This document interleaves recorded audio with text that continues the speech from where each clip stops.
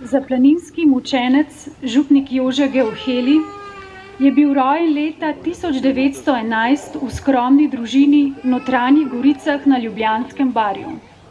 Bil je sin delavskih staršev. Oče je bil železniški čuvaj na južni železnici Dunaj-Trst. Iz nekaterih podatkov bi se dalo sklepati, da so bili Geuheljevi potomci italijanskih priseljencev, graditeljev omenjene železnice. Stanovali so v čuvajnici. Mama mu je zgodaj umrla. V državno klasično gimnazijo v Ljubljani se je 8 let vozil z vlakom, saj ni bilo denarja, da bi živel v Ljubljani. Bil je prijeten fant, nadarjen, vztrajen, razmišljujoč in agilen, fant čistega in odprtega srca, ki je znal živeti svoj krst. Kot osmošolec si je celo omislil latinski rimski misal. Mladosti moja, Bog te blagoslovi. Kot črna noč so tvoji kratki dnovi, kot noč, ki jo oblaki zatemni, le redke zvezde jo krasti. Med počitnicami se je udeleževal novih maš, ljudskih in verskih slavi. Pri novi maši v Žireh je sklenil postati duhovnik. Verjetno mu je pri odločitvi pomagala njegova evharistična usmerjenost. Kot bogoslovec je večino počitnic preživel na Vrhniki. Takratni vrhniški dekan Janez Kete se je za fanta zavzel in mu duhovno ves čas stal ob strani. Dobri ljudje in znanci pa so ga gmotno podpirali. Novo mašo je pel 14. julija leta 1935 v cerkvi spreobrnenja svetega Pavla na Vrhniki. Geuheljevo duhovniško delovanje se je začelo v času, ko so v Sloveniji vladali idejna nejasnost, prepiri in vplivi, ki so jih v Evropi povzročili vladajoči nacizem, fašizem in komunizem. Strašna zabloda je današnjih dni. Ljudje kot slepci težko hodijo, brez ciljev cest nejasno zblodijo, zavrgli prave, ravne so poti. A moja pot se ne gobi v temi, jasno začrtano jo zroči, po njej za narod grem, po lepše dni.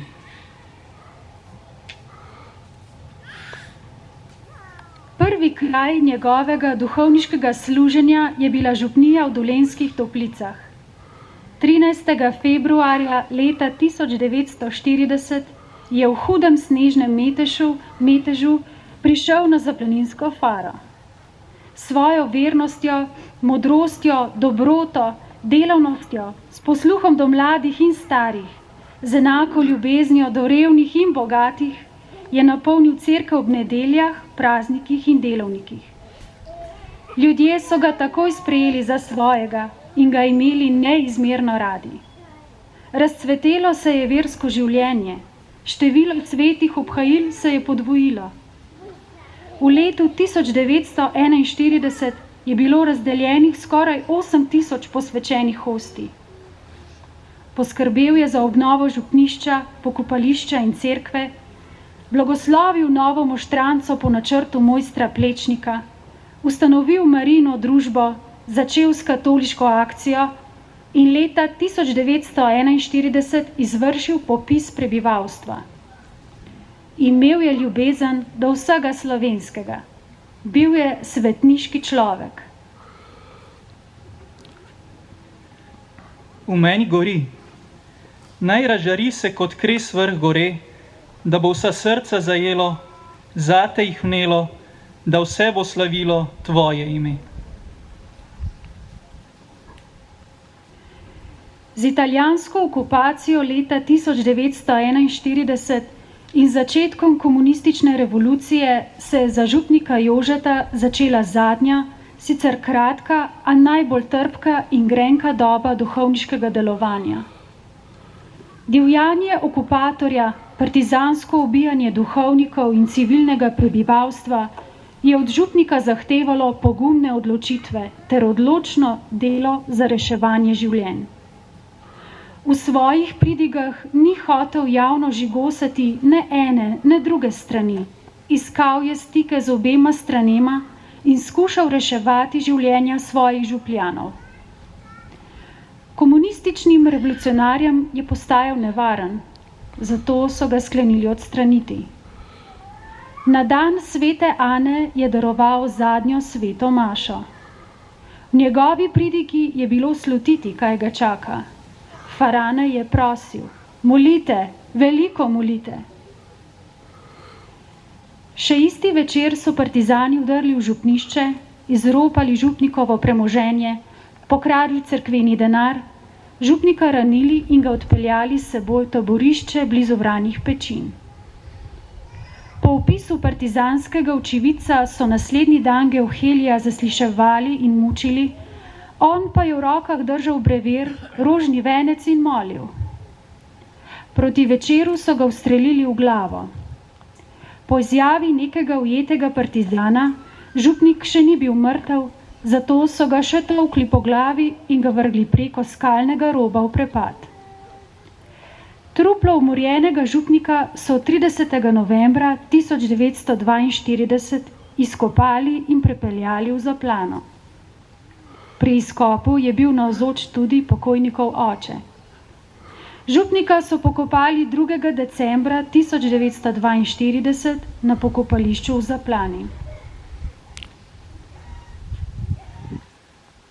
Sem mislil, da sem sam na sredi teh valov, na sredi teh vetrov in nisem vedel kam. In vendar ti si bil, mogočni moj Gospod, z menoj prav vse povsod, kjer jaz sem boje bil.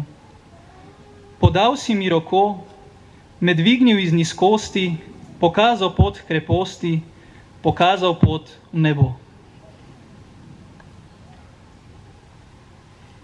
Geuhelijevo mučeništvo naj nas utrdi v veri. Njegova mučeniška kri naj bo blagoslov na poti sprave slovenskega naroda. Ta kraj, kjer se vsako leto zbiramo, pa naj bo sveti kraj za nas in za prihodnje rodove. Priporočajmo se mu v molitvah.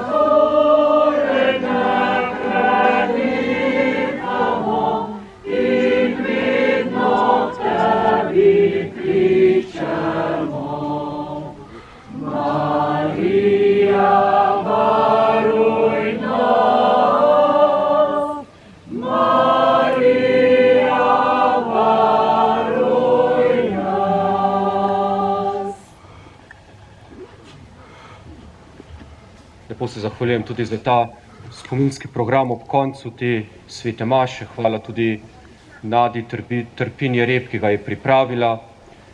Čez 2 leti bomo tako praznovali oziroma se spominjali 80-letnice mučeniške smrti župnika Jožefa Geohelija.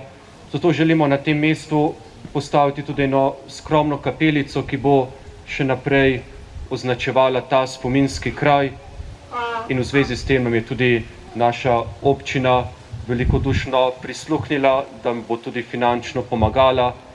In ker je danes tudi z nami gospod župan Danijel Cukjati, ga ob koncu še prosim za kakšno besedo.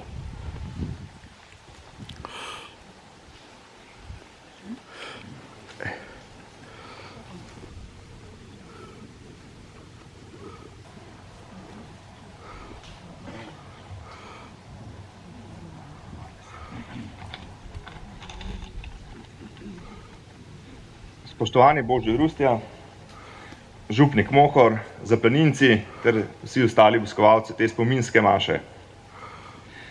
Pred 20 leti so nad temi pečinami postavili spomenik Jožefu Geoheliju in opomnik, kako in za koga je duhovnik daroval svoje življenje. Na tem mestu, kot je bilo povedano, je župnik Geohelij z mučeniško smrtjo izpričal svojo vero v Kristusa in resnico. In zaradi svoje mučeniške smrti je verjetno že združen z Bogom in ne potrebuje več toliko naših molitev, kolikor mi potrebujemo njegovih priprošenj pri Bogu.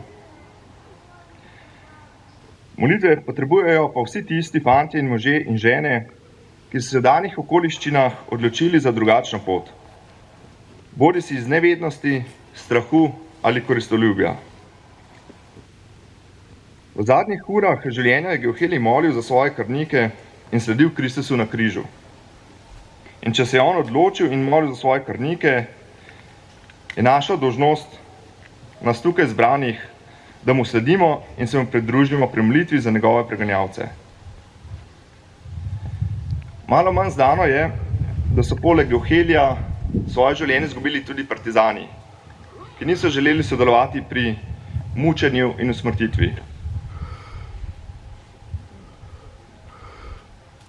Se pa Geohelij dogaja tudi danes, v vsakdanjem življenju, v vsakdanjih opravilih, v družini, službi, med sosedi, sorodniki. In ob takih slovesnostih, takih spominskih mašah se lahko vprašamo, ali se jaz danes odločim za pot Geohelija, za pot tistih partizanov, ki niso želeli sodelovati, ali so mi njihova življenja in smrt za zgled, ali pa se odločim za pot krvnika. Takšni spominski dogodki, molitve in maše so pomembne, da nas napolnijo ne žalostjo, temveč zaupanjem, močjo in vero, da lahko tudi danes živimo kot kristjani. In s tem, ko živimo kot kristjani, s tem tudi najbolj izkažemo spoštovanje Geoheliju, njegovi smrti in vsem žrtvam, ki so se zgodile. Si bi po tej 20-letnici postavitve tega spomenika zahvalil vsem tistim, ki so takrat dali pobudo in ga postavili. Med vami sem opazil nekaj takrat prisotnih, gospoda Mavsarja, gospoda Casarmana, Danija Mivška, gospoda Varga, pa opravičujem se vsem tistim, ki sem jih pozabil omeniti. In prav je, da se ta obeležje ohranja, da ga pustimo za naslednje rodove, da bo nekako opomin in pa tudi spodbuda nas živečih, kako je potrebno živeti in čemu so naša srca zavezana.